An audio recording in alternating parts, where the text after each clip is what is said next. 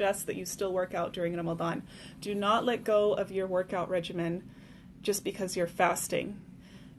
But take it a little easier in this way. You can still do some intensity. And let me give you my tips. So I generally like working out in the morning.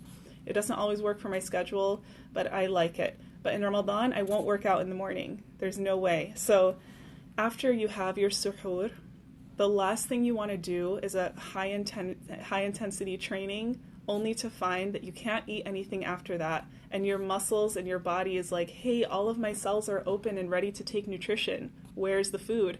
Oh no, sorry body, you have to wait quite a few hours for me to give you anything. Don't do that to yourself.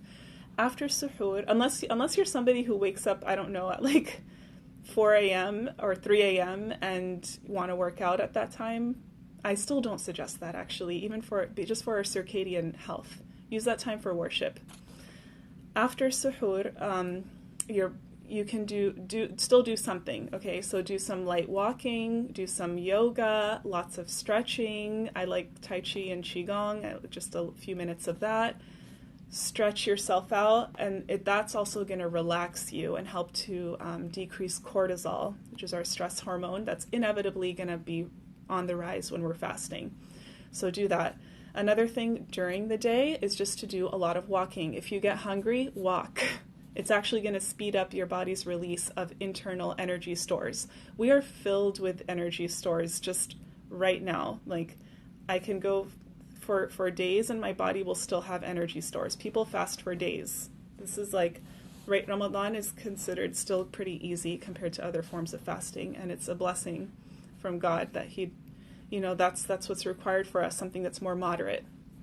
So, and then in terms of high intensity interval training, resistance training, keep your muscles strong in Ramadan.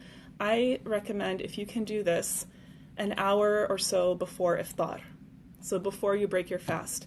If you're like totally exhausted and not feeling it, then don't do it, okay?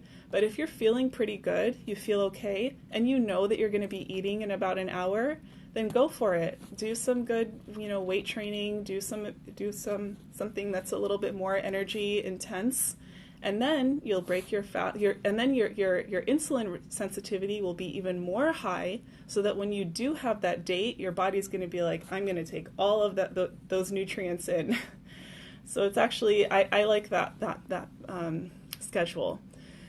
So you'll break your fast on your date, and then you do your maghrib, your prayer.